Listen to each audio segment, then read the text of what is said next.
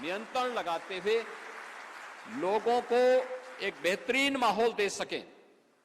आज भारत दुनिया में तकनीक का पिछलग्गू नहीं बल्कि उसका लीडर बनकर के उभरा है। दुनिया के अंदर सबसे अधिक डिजिटल पेमेंट करने वाले देशों में भारत, आज यूपीआई दुनिया के अंदर सर्वाधिक डिजिटल पेमेंट करने वाला,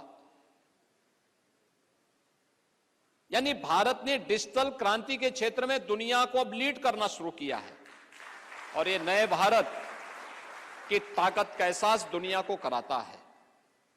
और उसी में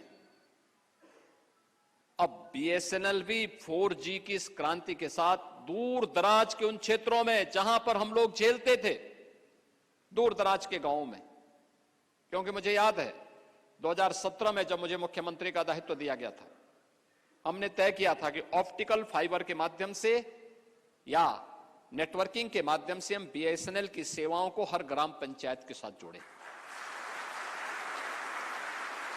भारत नेट ने उसको आसान बनाया है और मुझे बताते हुए प्रसन्नता है कि ऑप्टिकल फाइबर और नेटवर्किंग का लाभ हमें किस रूप में मिला कि आज हम ग्राम पंचायत के अंदर ग्राम सचिवालय बना करके वहीं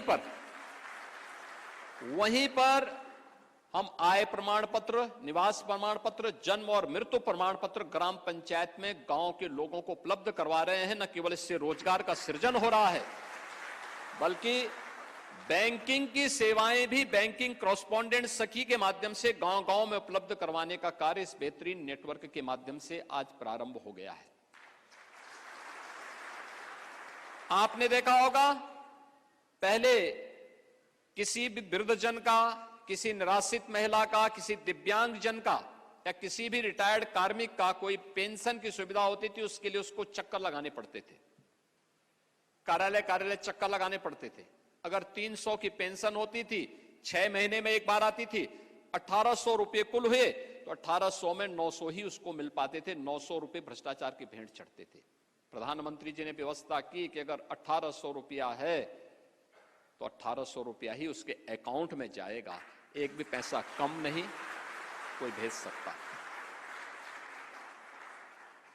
आज हम 1 करोड़ निराश्रित महिलाओं, वृद्धजनों और दिव्यांग जनों को 12,000 रुपए सालाना पेंशन की सुविधा देते हैं और सारा का सारा पैसा हम डीबीटी के माध्यम से उन तक पहुंचाने का काम करते हैं। 60 लाख से अधिक अनुसूचित जाति, जनजाति और ओबीसी के छात्रों को स्कॉलरशिप देते हैं। इस स्कॉलरशिप में हम लोग लगभग 6,000 करोड़ रुपए से की अधिक की राशि इसमें देते हैं और सब डीबीटी के माध्यम से उन छात्रों के अकाउंट में पैसा भेजते हैं। जब ये नहीं होता था तब दिक्कतें होती थी। आज सारा का सारा पेमेंट, सारी की सारी सुविधा, सभी प्रकार की सुविधाओं को डिजिटल पेमेंट के साथ जोड़ने की कार्रवाई होती है। परिणाम है हर उपभोक्ता, हर नागरिक उससे लाभान्वित होता है और उन कार्यक्रमों के साथ प्रफुल्लित भी होता है। ये नेटवर्किंग हमारे लिए उन दूर दराज के क्षेत्रों में, खासतौर पर नेपाल बॉर्डर पर, चंदौली, सोनभद्र, मिर्जापुर, चित्रकूट के उन नक्सल प्रभावित क्षेत्रों में अत्यंत महत्वपूर्ण भूमिका का निर्वहन करने में सहायक हो रही है। और अभी ये 4G है, आने वाले समय में हम 5G और 6G का भी इंतजार करने जा रहे हैं। 17 के पहले अगर जो नेटवर्किंग 2G या उसके लिए कुछ थी भी तो उसमें तेल सप्लाई के नाम पे माफिया यहां भी हो गए थे। हमने उनकी कमर तोड़ी है और कमर तोड़ करके व्यवस्था सुनिश्चित की कि माफिया इसमें न घुसने पाए, किसी भी स्टेक होल्डर के साथ कोई अन्याय न करने पाए।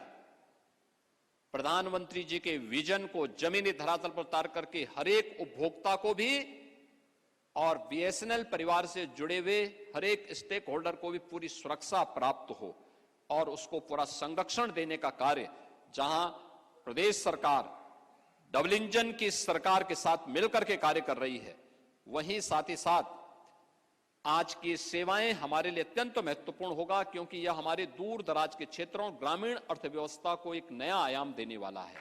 ये नए भारत का और विकसित भारत की आधारशिला तभी होनी होगी जब ग्राम पंचायत आत्मनिर्भर होगी, नगर निकाय आत्मनिर्भर बनेंगे। आत्मनिर्भरता केवल एक आईटी और इलेक्ट्रॉनिक्स के फील्ड में नहीं, हर क्षेत्र में, और यह भी ग्रामीण अर्थव्यवस्था को एक नई गति टेक्नोलॉजी देगी, ये तकनीक देगी। और मुझे पूरा विश्वास है कि बीएसएनएल की भारत नेट की सेवा एक नए भारत और विकसित भारत के निर्माण में प्रधानमंत्री जी के विजन को प्रभावी ढंग से आगे बढ़ाएगी।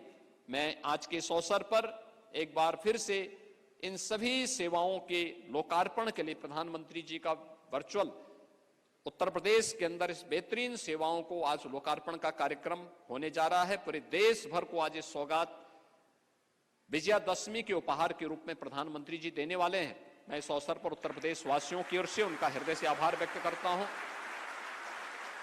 केंद्रीय संचार मंत्री श्री ज्योतिरादित्य सिंधिया जी को इस आमंत्रण के लिए हृदय से धन्यवाद देता हूं।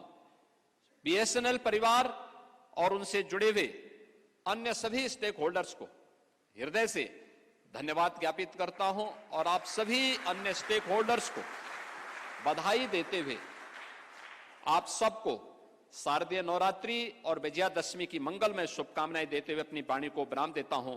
धन्यवाद। जय हिंद। धन्यवाद माननीय, आपके सारगर्भित मूल्यवान मार्गदर्शन के